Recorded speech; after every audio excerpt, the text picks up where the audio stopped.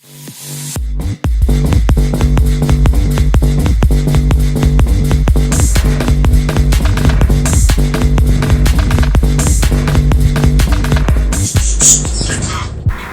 episode's going to be a lot different than my history series.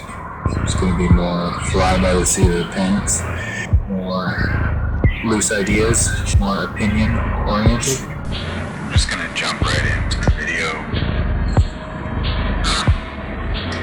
We'll take the Kabbalah, for example. You got the Kabbalah, people that worship the Kabbalah have a Teflon, a black box. They like to put it between their eyes and also on their forearm. And I find that it's very interesting that they pray with these. I don't know the exact purpose of them, other than perhaps something to collect energy or receive energy. But then you look into Islam and how they also have a black box. The Kaaba, right? The Kaaba of Allah sounds very similar to the Kabbalah. Kabbalah. Right? And it's how two different people speak. It's also how they enunciate. Right? There's very different things, but there are also clues. You can see them. Right? That's the same religion, but with two different views. That's why they call them both Abrahamic. Right? And so the people are warring over whether the color blue is light blue or dark blue. And that's all you have over in Israel and Palestine right now. It's the same conflict that has happened throughout the last few hundred years. We act as though the Muslim and Jewish conflict was such a large, prevalent thing in history, but I think it's actually much more recent than we let on to, especially given these little clues and intricacies that I've displayed.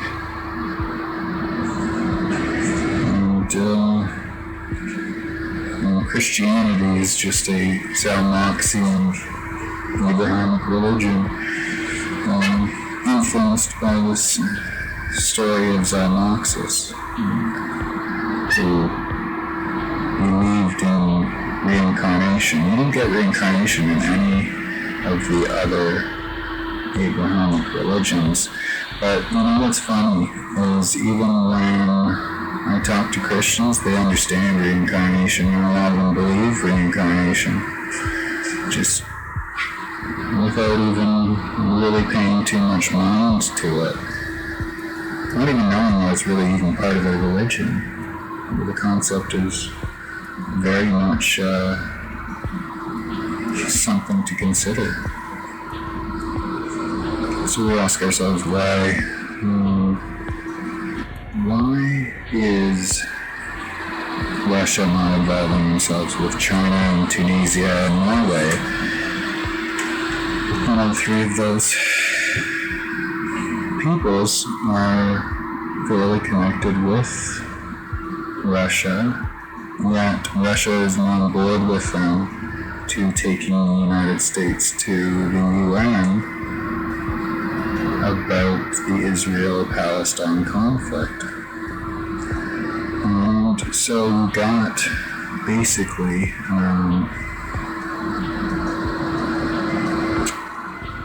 Judaic people, Jewish people in Russia.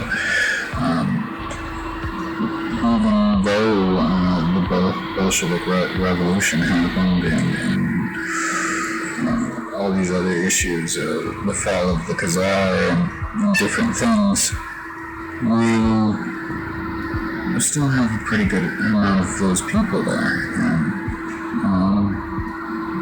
they don't want to not side with Israel, no?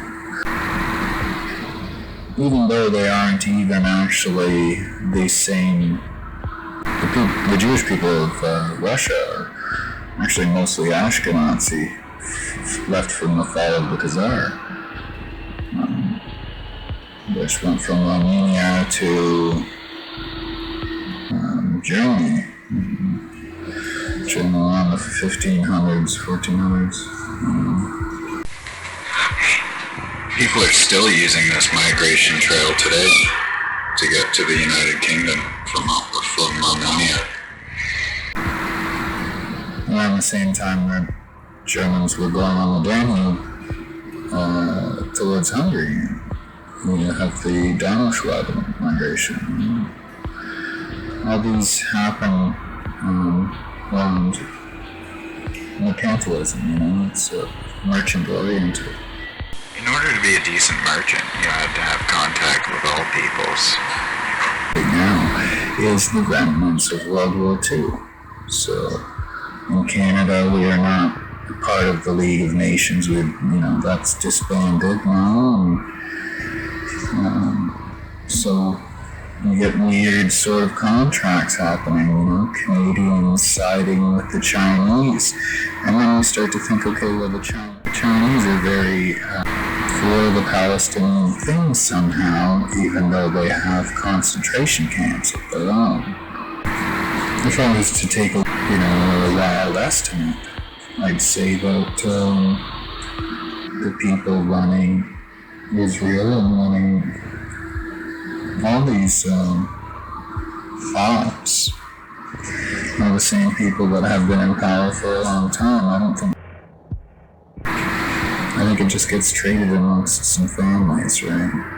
There's no such thing as democracy and voting. I think that is perhaps a facade, an idea. It's interesting to question these things and to really, get to the bottom of things and understand what things really mean. I'm not trying to start a revolt or make anyone reject society or hate anything or have any animosity to anything.